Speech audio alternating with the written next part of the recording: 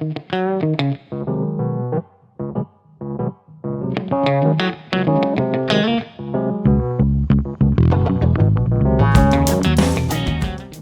today we're going to take a look at this beautiful 1960s. And what an interesting license plate there. It's pretty clever. 60. And this one is for sale on Charles Phoenix's website, charlesphoenix.com. Just like it sounds. CharlesPhoenix.com. It's a beautiful 40,000 miles copy of a 1960 Dynamic 88. Not the Super 88, not the 98, but the Dynamic 88. The lower-rise full-size Oldsmobile for 1960. Now, take a look up front. Old sported a wasn't very Oldsmobile-y like grill up front. This is before Oldsmobile had defined that twin-port look starting in 1968. It was before the tornado. And I think the 1959 had a beautiful front end, but the 60 was just different in so many ways. And I think I like it.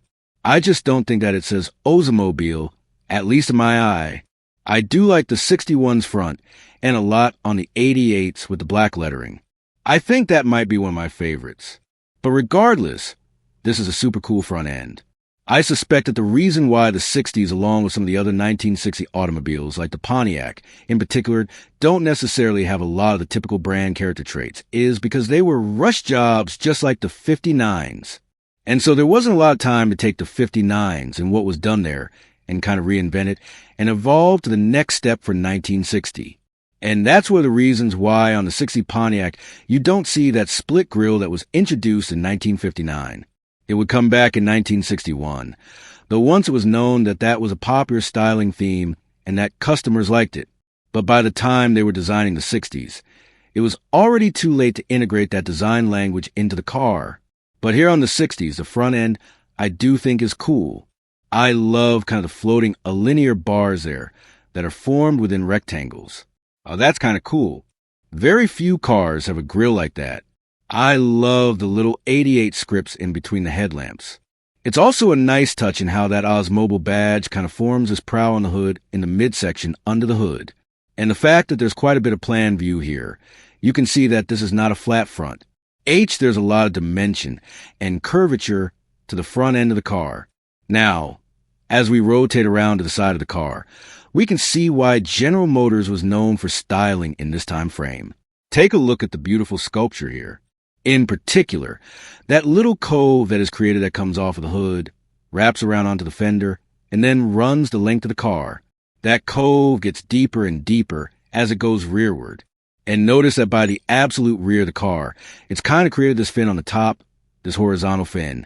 And then there's a scalloped out section underneath the fin that provides this low light. And a beautiful lighting contrast that you can see here. And of course, you have that full width molding that runs the entire length of the car from the front all the way to the rear that accentuates another piece of, let's say, body side surfacing and particularly howl. It dives down after the rear wheel and it creates room for that Dynamic 88 script. Another thing I would point out here is notice the wraparound front windshield. Very typical for this particular time frame. Automakers were trying to advertise that they had great visibility. And that was one way that they had great visibility. You'll notice an outside rear view mirror on the left front fender. There's no outside rear view mirror on the passenger side here, as was typical during this time frame. Some cars, including my 1959 Prius, don't even have a left-hand outside rear view mirror. They only have the inside rear view mirror in the middle. And that's because, to be honest, you really don't need it. You have panoramic vision in these cars. You just turn your head and look. It takes a little bit of getting used to. But like I said, the visibility is completely there. Unlike today's cars that have chunky A, B, and C pillars, these obviously have very, very thin pillars and light roofs that give you this airy greenhouse and sense inside that you really can see 360 degrees around you. And it's largely because you can. And as we rotate to this more bird's eye-like view, you can see that cove that I was talking about, particularly as it gets deeper and deeper at the back end of the car. And that's one of the things that is a little bit unfortunate. This car is a dark color because that cove would really show off the low light contrasted with the highlight on top on a light color car. The darker colored cars like this don't quite show it. Although, well, Dark colors look great on this car, too. And you can see here the roof, that very, very thin roof. So, different from the GM vehicles of just a few years prior that was unquestionably inspired by the 1957 Chrysler products. It had these beautiful thin roof designs. And GM, I'm sure the stylist thought that it just made a heck of a lot of sense here as well. Now, notice the back end. The tail lights are pretty pointy. Something you certainly couldn't do today. You don't want to back into anything. You'll impale it, but it sure does look cool. And one last photo here, the dead-on rear view of the 60s. Take a look at those tail lamps. I just love everything about this rear end. Even a frowny face or mustache-like bumper there that covers the reverse lights, as well as these bumper guards that, let's say, aren't going to guard anything. They're just there purely for looks. Beautiful trim panel in between the reverse lights as well.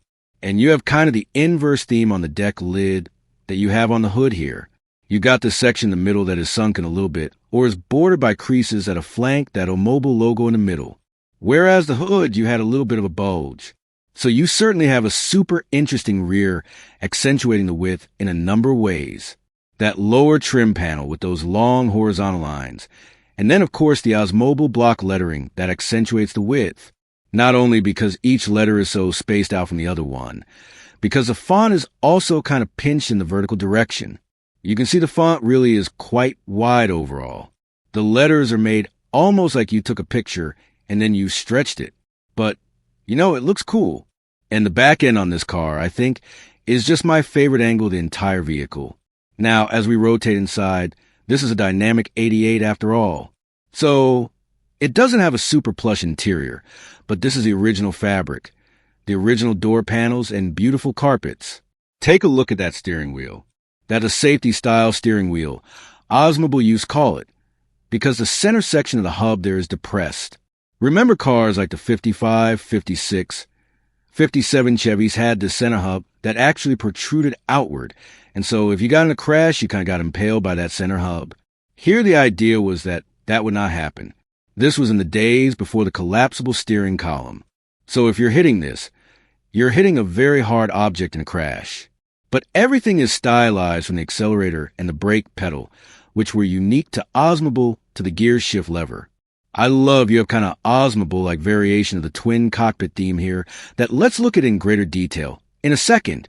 But the passenger side kind of mirrors the driver's side, except the passenger, of course, doesn't have a speedometer. But the IP you can see flows very similarly on either side. Here's a better close-up of the IP, and that steering wheel that I was mentioning, the safety steering wheel. Notice the transmission shift indicator here is not PRNDSL. It's PND-SLR. Reverses all the way at the end. This was before the shift quadrants were standardized. This is an old-school Hydramatic transmission, the 4-speed Hydramatic that GM had. Very reliable and durable transmission. 1960 was really a great year for Oldsmobile. I love the styling of the 61s, but 61 was the first year for Oldsmobile's Roto Hydramatic that they use in everything, and it was just a terrible transmission. Had the same shift quadrant as the Hydramatic, but it was a totally different transmission, and it just was not very reliable, especially when compared with the old school Hydramatic that is in this Oldsmobile.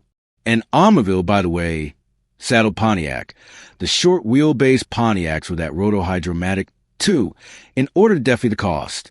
So, you're best to get a Bonneville if you want a Pontiac from 1961 to 1963.